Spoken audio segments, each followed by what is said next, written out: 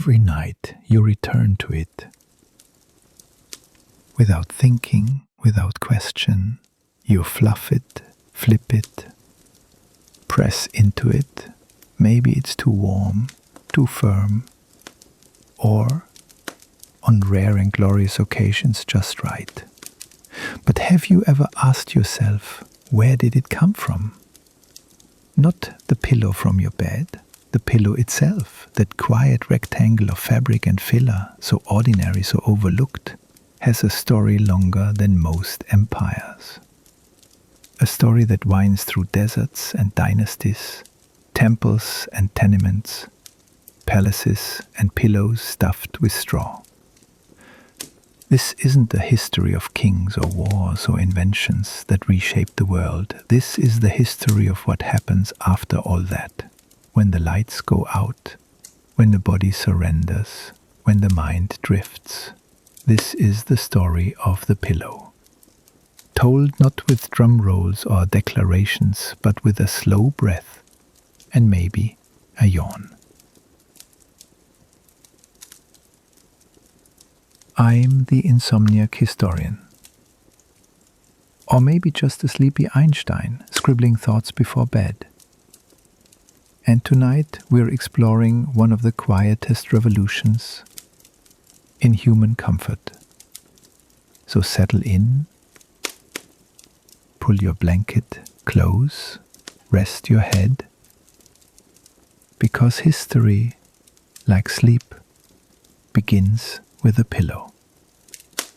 Our story begins in a place that today exists mostly in ruins and textbooks, the land between the Tigris and Euphrates rivers, often called the cradle of civilization, ancient Mesopotamia, around 7,000 years ago.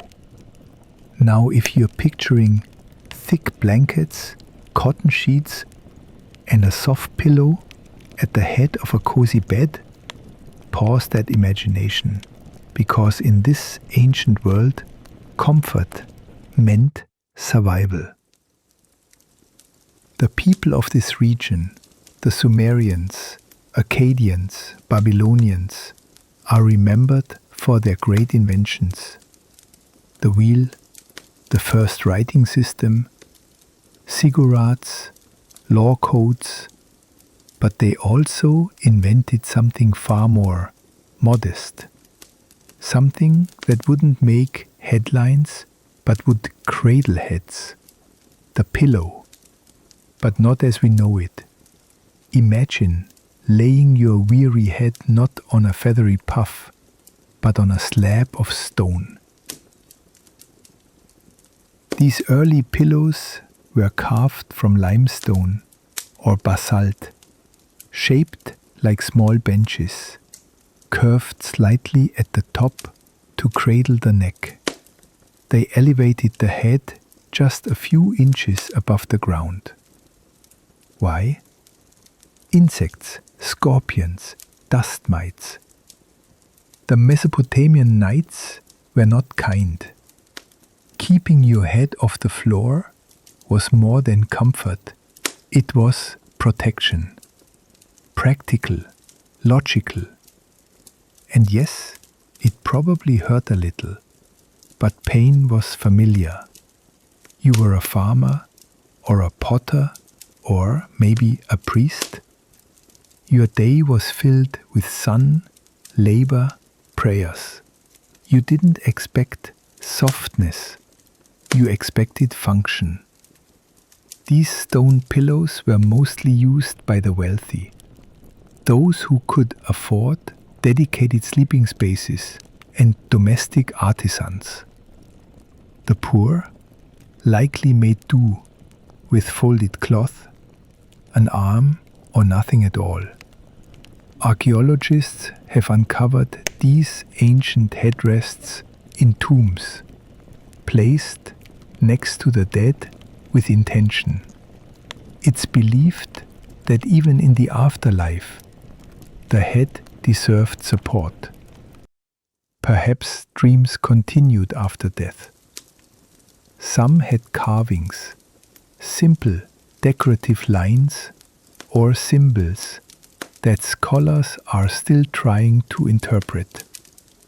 A sunrise, a spiral, a bird in flight. What do they mean? A family crest? A charm for peaceful rest? Or simply aesthetics? The truth is, these early pillows weren't meant for comfort. Not in the way we imagine it. They were meant to elevate, literally and symbolically. The Sumerians believed the head was the seat of the soul. To let it rest on dirt was disrespectful. Elevation was sacred. The higher the head, the closer to the heavens. And so the pillow became more than stone.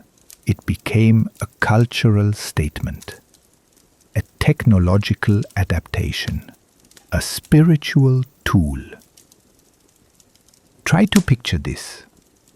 A Sumerian elder, grey-bearded and tired, laying down after evening prayers. The room dimly lit by oil lamps. His wife next to him, breathing softly. Their heads rest on cool stone. Hard, yes, but secure. The desert winds outside murmur through clay brick walls.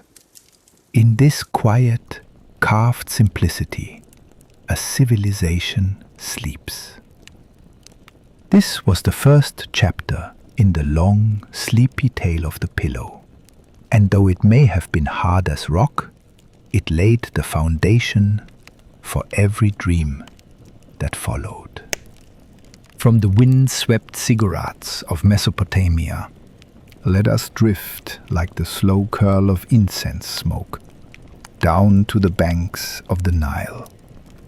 Ancient Egypt, land of pyramids, pharaohs, and long, mysterious dreams. If Mesopotamia gave us the pillow in its earliest, most practical form, Egypt gave it meaning, symbolism, spirit. Here the head was not just sacred, it was divine. It carried the ka, the essence of the soul. It was the vessel through which gods whispered to mortals in dreams. And dreams to Egyptians weren't just mental wanderings. They were communications, messages, portals to the afterlife. So when the Egyptians crafted their pillows, wooden or stone, they weren't built for fluff. They were built for eternity. These headrests, called wes, were sculpted with smooth crescent-shaped tops and flat bases. Designed to lift the head gently from the ground, often supporting only the neck, they were remarkably similar in form to their Sumerian predecessors. But the purpose had shifted. These were not just for health or insects. They were ritual objects. Sacred architecture for the soul. Many headrests were buried with their owners. In fact, they appear in tombs across the social spectrum, from royal sarcophagi to modest desert graves. Why? Because sleep and death were mirrors. To lie down was to rehearse eternity. The Book of the Dead, an Egyptian funerary text, describes spells and incantations to be spoken during sleep. Dreams were taken seriously, as previews of the afterlife or instructions from the gods. Some headrests were carved with protective symbols: eyes of Horus, Ankh crosses, cobras coiled to guard the sleeper. Imagine laying your head down each night knowing that your pillow was a spiritual compass, pointing your dreams toward divine realms. Even the god Bes, a protective deity of sleep, music, and childbirth, was sometimes painted on bed frames. Small statues of him sat at bedside. He looked like a lion-faced dwarf with a musical instrument, not what you'd expect from a sleep aid. But he was fierce in defending rest, and it wasn't just royalty who had these artifacts. Commoners often had simpler versions passed down through generations. To sleep in Egypt was to participate in something greater, a rhythm of life and death, breath and silence. Scholars believe that the elevation of the head helped prevent nightmares, that a lifted head aligned the body with cosmic forces. Even in medical papyri, proper sleep posture is referenced, not for back pain but for harmony. So tonight, when you lie on your pillow, fluffy synthetic, maybe a bit too warm, consider for a moment the cool carved wood beneath an Egyptian's head, the flicker of oil lamps, the scent of lotus flowers, the sound of distant lyres and chanting priests, and beyond all that, the belief that sleep was not an end but a beginning, a nightly passage to the divine. The Egyptian pillow didn't just support the head, it lifted the soul. From the golden sands of Egypt, we now journey east, across mountains and deserts to the tranquil courts and scroll-filled libraries of ancient China. China, a land of scholars and sages, of delicate brushstrokes and powerful dynasties. Here, the pillow took a surprising turn, one that defies the very notion of softness. Imagine for a moment laying your head down not on feathers or cotton, but on porcelain. Cool, glazed, painted, solid. That's right, porcelain pillows. For over 1,000 years, Chinese artisans crafted pillows from materials we'd consider, well, a bit too hard. Not because they lacked access to softness, but because they had a different idea of rest. Softness in traditional Chinese medicine was often seen as indulgent. Too much softness could make the body weak, the mind lazy. A firm pillow, on the other hand, maintained posture, kept energy flowing. Porcelain pillows, also known as gento, were often designed in a curved shape to support the neck. Some were shaped like children, animals, or mythical creatures. Others bore poems about dreams or warnings to avoid excess. One might read, "May your thoughts be light as plum blossoms, and your sleep free of shadow." They were more than just a place to rest the head. They were art, philosophy, even medicine. In the Song dynasty, pillow making became a refined craft. Kilns turned out thousands of ceramic designs. Nobles collected them, scholars gifted them, families passed them down. And though they sound like a chiropractor's nightmare, many believed that the porcelain surface helped keep the head cool, especially in China's humid summers. A cooled head, they believed, led to calmer dreams, and dreams once again held deep meaning. The pillow in this culture was not passive. It shaped the sleeper, guided the spirit. There were even pillows infused with herbs, ginger root, lotus seed, chrysanthemum petals, sealed inside clay molds meant to release gentle scents during the night. Children were given pillows shaped like tigers or lions to protect them from evil spirits. A sleeping baby nestled beside a porcelain tiger was believed to be guarded in both body and soul. The hardness of the pillow wasn't seen as discomfort but as discipline. a reminder that even in sleep the mind should remain ordered, aligned, balanced. In Taoist belief, stillness was the doorway to clarity. To sleep without softness was to train the spirit in self-control. Even Confucius, it is said, advised moderation in all things, including comfort. One can imagine the philosopher reclining on a lacquered bed frame, head cradled by a painted pillow, contemplating the nature of virtue. And yet, these objects were beautiful. Many were adorned with lotus blossoms, flowing water, children playing, or cranes in flight. They told stories, held prayers, marked memories.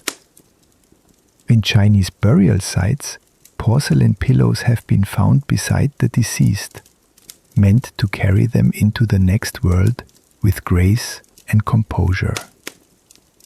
Think of that next time you fluff your pillow for the third time before falling asleep. Imagine instead the chill of ceramic, the firmness, the philosophy beneath your skull. In China, sleep was not escape, it was a continuation of living rightly. The pillow, it was a porcelain path to clarity.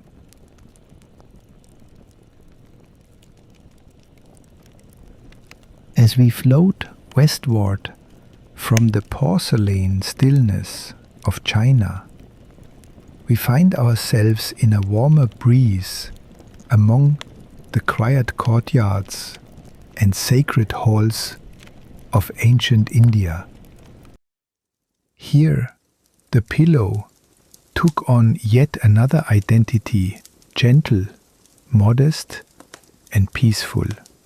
In early Indian societies, the idea of comfort was deeply entwined with spiritual practice. Think of sages meditating beneath trees, bodies upright, breath still.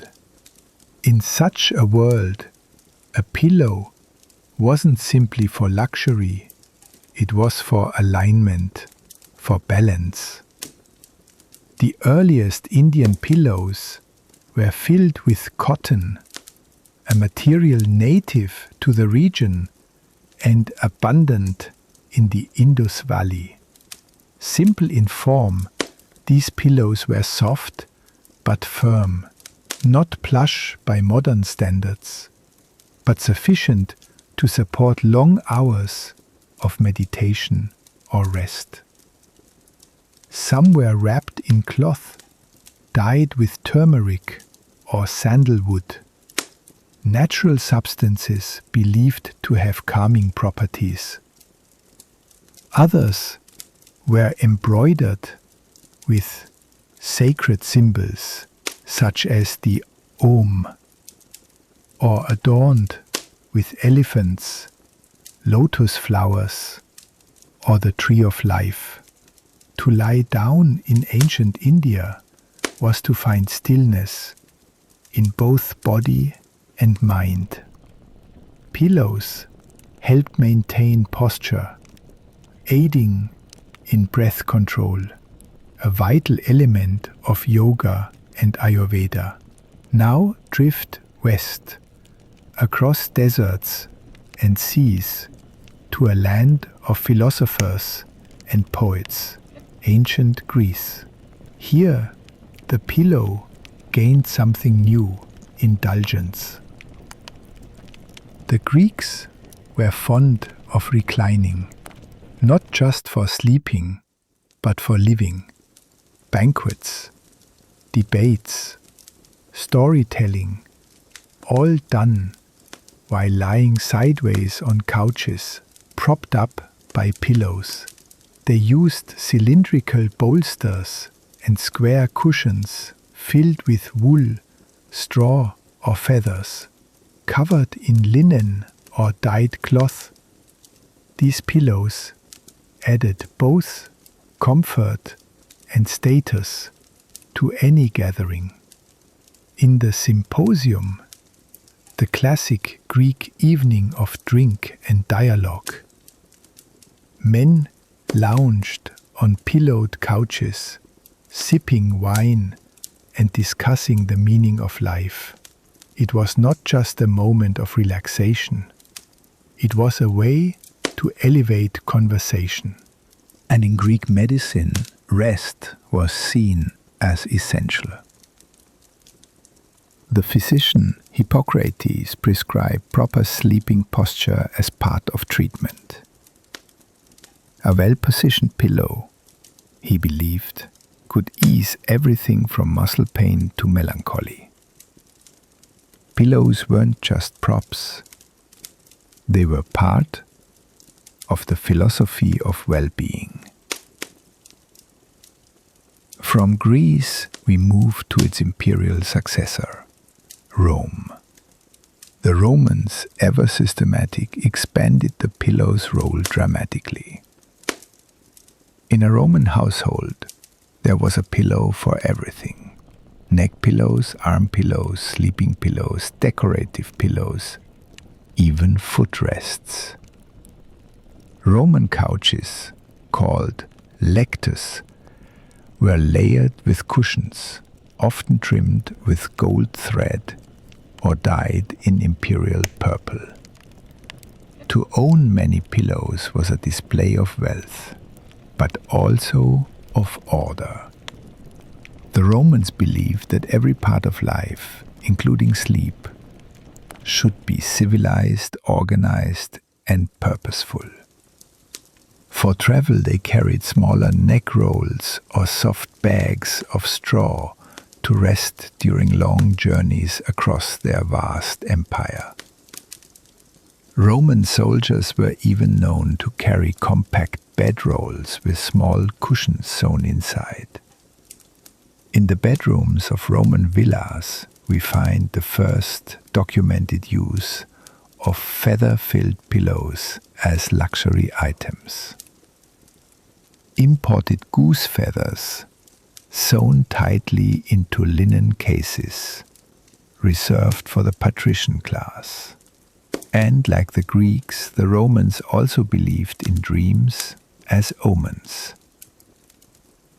The pillow, soft or structured, became the foundation of prophetic rest. Together, these three cultures, India, Greece, and Rome, began to redefine the pillow, not as a cold ritual object or a rigid training tool, but as a companion, a source of ease, a partner in thought, in philosophy, and in sleep. They brought warmth to the object, personality, color, and so, as the ancient world glowed with golden sunsets and torchlight, the pillow quietly transformed into something that would one day become essential. Our journey now takes a darker turn into the quiet, candle-lit chambers and cold stone walls of medieval Europe. From the sun-drenched villas of Rome to the solemn echo of monastery halls, we enter a time when the pillow, once a symbol of refinement and status, all but vanished for most. This was the age of austerity. The fall of the Roman Empire brought with it not just political upheaval but also a shift in philosophy. Comfort, especially in the form of luxury, became suspect. The Christian Church rose as the central authority across much of Europe, and with it came teachings that celebrated humility, simplicity, and even suffering. To deny the body was to elevate the soul. In monasteries, monks lived lives of strict discipline. They wore rough robes, ate bland meals, and slept on hard wooden planks.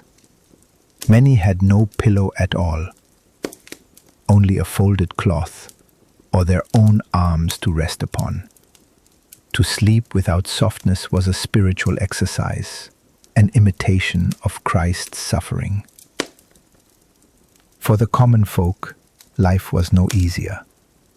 Most peasants slept on straw mats or bundled hay, often shared by multiple family members.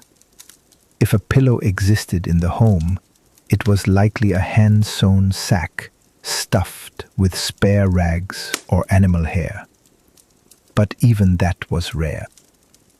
Pillows were increasingly viewed as a luxury, something frivolous, a temptation of the flesh. And for women, there was even social risk. For a time in England, it was considered improper for women to sleep with a pillow at all. It was said to encourage vanity. How strange that such a small, soft item could spark moral debate. And yet, not all were denied comfort. In castles and noble estates, the aristocracy still indulged in the softness of feather beds and embroidered pillows. Their chambers were warmed by fires, and beds layered with linens imported from distant lands. These pillows were not merely functional, they were ornate, symbols of power and wealth. Some bore family crests, others were stitched with religious scenes or romantic poems. So, while the church preached simplicity, the noble class quietly embraced comfort behind velvet curtains.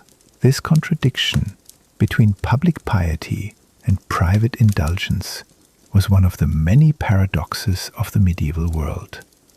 But even within this age of spiritual severity, the idea of dreams persisted. Medieval bestiaries and books of hours contained stories of visions seen during sleep, dreams of angels, demons, warnings, or divine messages. Sleep remained a mystery, a fragile state between the earthly and the eternal, and the pillow, for those who had one, was still a gateway to that mystery. So imagine now, a stone chapel, winds whistling through arrow slits, the dull glow of a tallow candle. A monk bows in prayer before lying down on a bare board. No softness, no cushion, just silence, a quiet that reaches deep. The pillow, once a symbol of balance, now a thing to be sacrificed. But like all things set aside, it waited. And in the centuries to follow, as light began to return to Europe's cities and minds began to open once more, the pillow would rise again. Softness would return. But first, there was darkness. With the waning of the Middle Ages and the slow kindling of the Renaissance, something curious began to stir, not just in the world of science, art, and exploration, but in bedrooms too. In the quiet act of sleep, a revolution was unfolding. The pillow, long exiled to the chambers of the privileged, began to return. And with it came the soft rustling of linen, the gentle give of goose feathers, and the rediscovery of comfort. The Renaissance was not just a time of paintings and telescopes, it was a reawakening of the senses. Humanism, the belief in the beauty and worth of human experience, touched everything: architecture, language, diet, and yes, sleep. As literacy spread and cities grew, the home began to evolve. Bedrooms became more than just sleeping quarters. They became places of reflection, reading, even privacy. In Italy, among the merchant elite of Florence and Venice, pillows returned with style. Crafted with fine fabrics, damask, silk, velvet, and filled with the softest feathers, these pillows were not only functional, they were beautiful. Embroidered with family crests, biblical verses, or scenes from classical mythology, pillows once again became objects of pride and craftsmanship. But it wasn't only about elegance, there was science now. New studies in anatomy and medicine suggested that sleep position, neck support, and posture could affect health. Physicians and scholars began recommending specific shapes and sizes of pillows for better spinal alignment. Some were cylindrical bolsters designed to support the neck. Others were wedge-shaped to elevate the upper body and ease breathing. Sleep, it turned out, was not just spiritual or indulgent. It was medical. Even Leonardo da Vinci, the great mind of the age, kept meticulous notes about human rest. Though he himself claimed to nap multiple times a day in short bursts, he believed deeply in the connection between sleep and creativity. In households across Europe, people began crafting their own pillows again. Wool-stuffed or down-filled, these were often sewn at home, passed down through generations, repaired and refilled when needed. Meanwhile, the printing press allowed books on domestic life to circulate widely. Manuals described how to properly make and care for bedding, how to layer sheets, and yes, how to choose the right pillow. In France, the term oreiller took on its modern form, referring to a cushion for the head. In England, the word pillow returned to common use in both literature and household inventories. The Protestant Reformation, though stark in its approach to wealth and ornamentation, did not altogether banish pillows as the medieval church had. Instead, moderation became key, simplicity, not self-denial. And so, across Europe, as cathedrals gleamed anew and philosophers argued over man's place in the cosmos, the pillow quietly reclaimed its role. It was no longer merely a tool of kings or a sin of the flesh, but something altogether human, something between body and soul. Imagine a Dutch merchant closing his ledger by candlelight, easing onto a straw mattress, head sinking into a pillow stitched by his wife. Or a young scholar in Prague reading by lamplight, eventually resting atop a feathered cushion that smelled faintly of lavender. Comfort had returned, but now it had reason. The Renaissance gave us perspective. It gave us proportions, symmetry, structure. And in its quiet corners, it gave us a soft place to rest our heads. The 18th and 19th centuries brought with them smoke, steam, speed, and something else, the democratization of softness. The Industrial Revolution reshaped the way people lived, worked, and slept. In this world of coal-fired engines, railroads, and textile mills, the pillow made its most dramatic leap yet. It became ordinary. No longer the exclusive property of nobles, monks, or mystics. The pillow was mass-produced, manufactured, sold, and for the first time in human history, comfort could be purchased by the pound. In Britain, where the hum of looms filled the air in places like Manchester and Birmingham, pillowcases were woven in large quantities. Cotton, linen, and later flannel. Feathers, previously the reserve of the upper class, were now cleaned, sorted, and stuffed into pillows by machine and by hand in vast factory halls. Pillows became a staple of the rising middle class. No longer symbolic, they were practical, hygienic, and accessible. Advertisements appeared in newspapers, guaranteed goose down softness, or for a more restful slumber. Department stores began selling bedding sets, pillows included, with styles, prices, and materials to fit nearly every income. In America, as settlers moved west, they brought with them trunks filled with homemade quilts and down pillows. On the frontier, a good pillow was a treasure, a slice of civilization in a log cabin or wagon. Meanwhile, the science of sleep advanced. Physicians now treated insomnia as a condition and recommended orthopedic pillows to support the neck and spine. Writers like Harriet Martineau and Charles Dickens even commented on the state of sleep among the working class. Pillow shapes diversified. Circular neck rolls, square head pillows, and triangular backrests became common.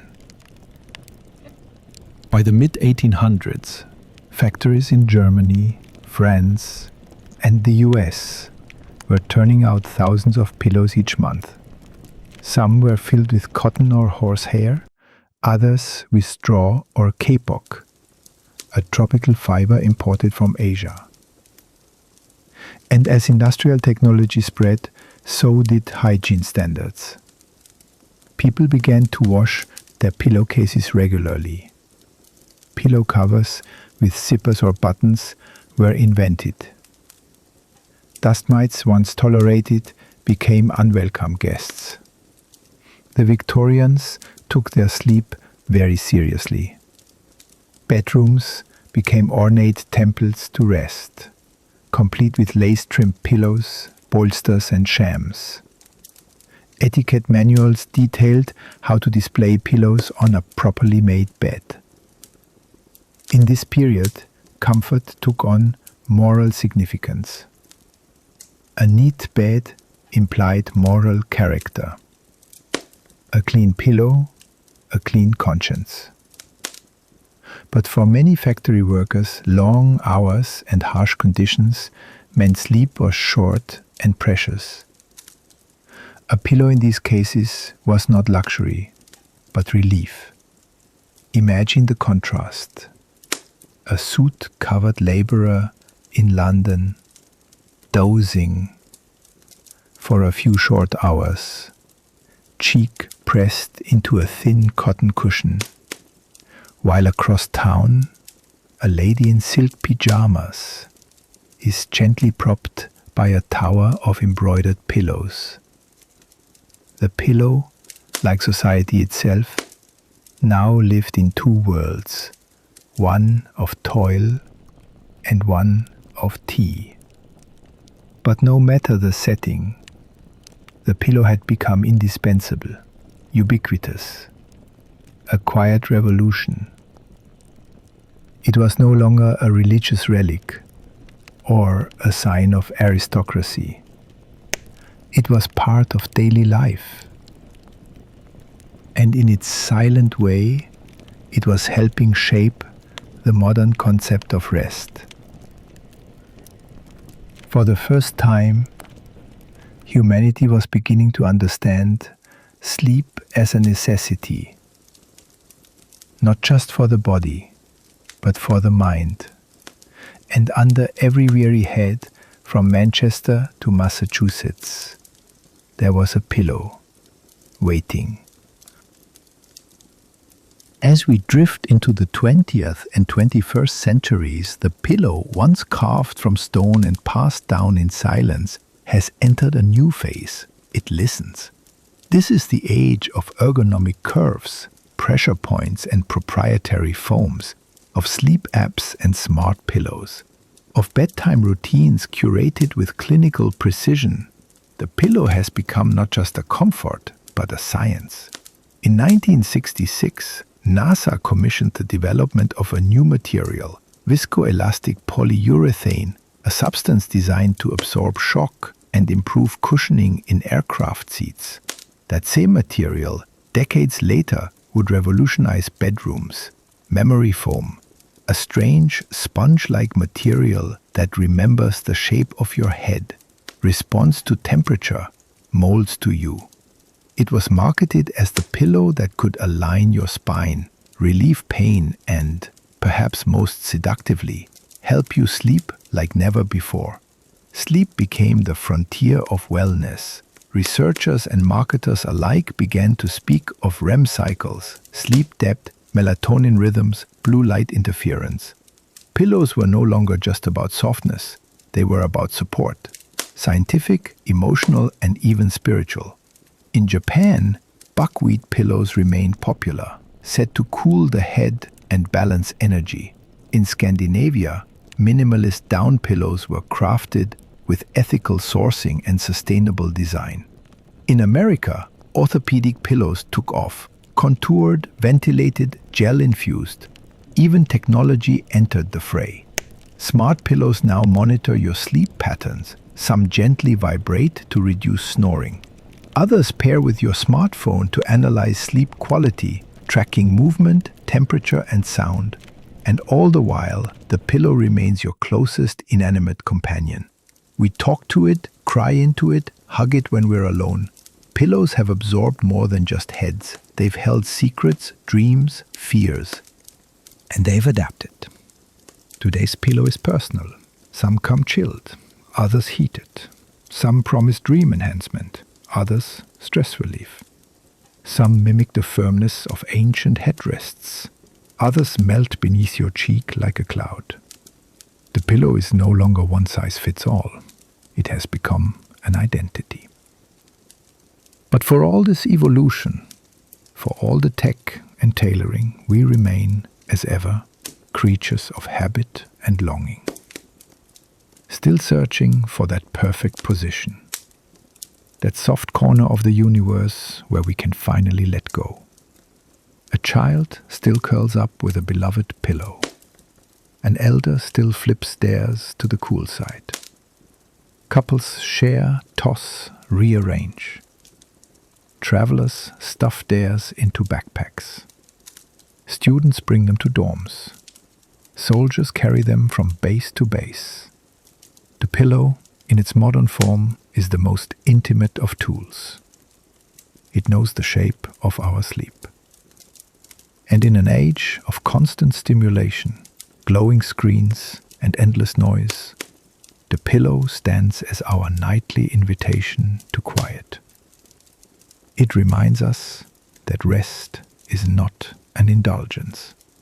It is a necessity, a ritual, a return.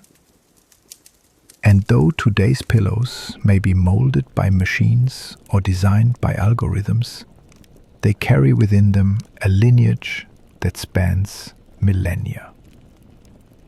From the carved stones of Sumer to the porcelain tigers of China, from the spiritual headrests of Egypt to the lace-trimmed cushions of Victorian parlors, from hard benches to memory foam, the pillow has always been more than a place to rest your head.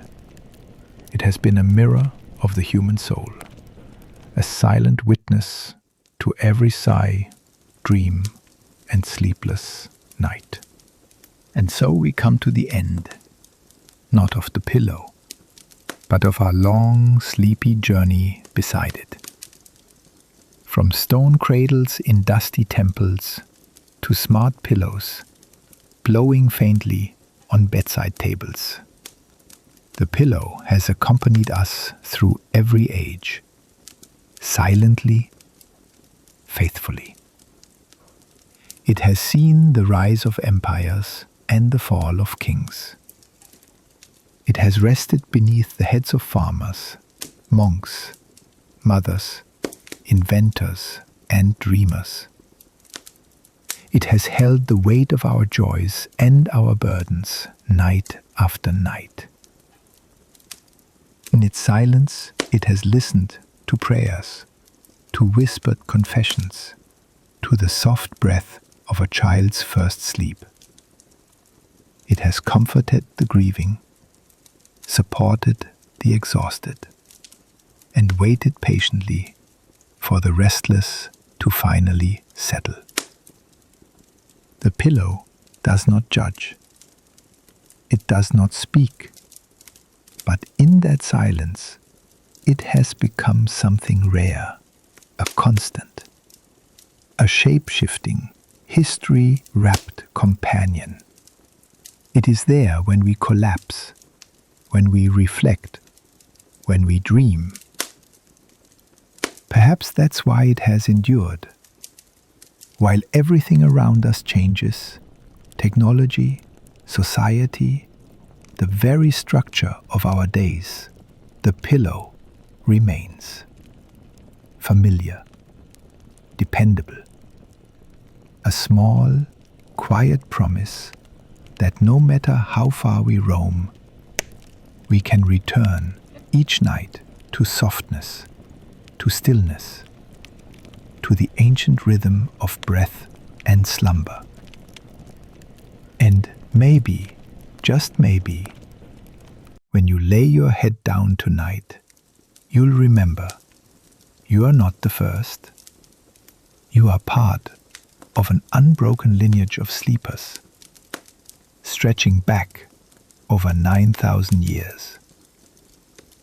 You share a tradition with scribes in Babylon, pharaohs in Thebes, sages in India, scholars in Florence, pioneers in Kansas, and astronauts above the earth.